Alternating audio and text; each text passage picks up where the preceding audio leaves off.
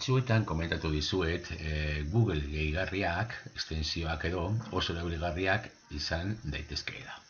Ikusiko dugu berri bat, Classroomen erabilian duguna, edo baita ere, email batean bidaltzeko edo horrelakorik. Eta izango da, ahots oharrak gehitzea oharretan edo. Idatzi beharrean, ahotsez bidaliko diegu grabaturik. Horretarako gehituko dugu gehigarri bat. Orduan, zabalduko dugu pestaina berri bat eta jarriko dugu talk and comment, hori da gehigarria. Eta agertzen den lehenengoan, ja, Google Chromeen web storekoa da, eta hemendik bertatik instalatuko dugu. Talk and comment, no talk and comment. Añadir a Chrome. Gehituko dugu, vale, añadir extensión.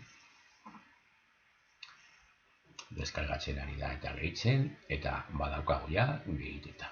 Hemen agertu zaigu ikonoa, azalpen txiki bat edo, esaten digu erabili behar duela mikrofonoa, bai, esango dugu baietz, eta hemen gaude bere horrian, informazioa eta bai, baina hori ez dugu behar orain, itxiko dugu. Eta ikusiko dugu nola erabili. Voltatuko gara Classroomera, kargatuko dugu berriro badazpada, eta hemen agertu zaigu mikrofono bat. Dizkina honetan mikrofono bat agertu zaigu. Frogatuko dugu adibidez, iruzkin bat egiten. Egin ahal dugu iruzkin bat, partekatu zerbait zure ikasgelakoekin, eta idatzi beharrean egingo dut ahoz.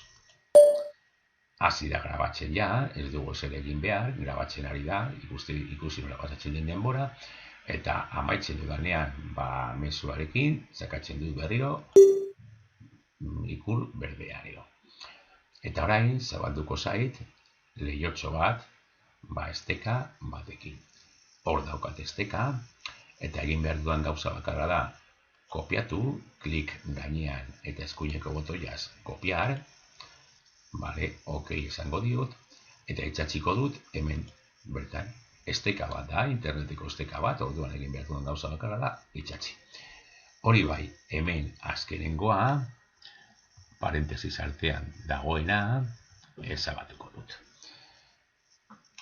Gero argitaratzen badut, ikasle jasoko dute, zuzen, hori. Egingo dugu kopia, edo proga, kopiatuko dugu, kopiar, eta itxatziko dugu esteka hori, eta joango gara esteka horretara. Zabaltzen dena da horri bat artxiboarekin, soinu artxiboarekin, haiei ere horrela agertuko zaie, eta sakatzen badute, Hasi da grabatzen ja, ez dugu zer egin behar, grabatzen. Artxiboa edo soinua. Hau berdin erabili alda Gmailen. Gmailen baldin bagaude, eta idatzi nahi badugu berri bat,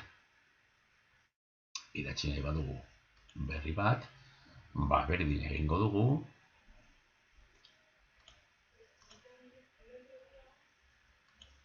kargatzen ari da oraindik,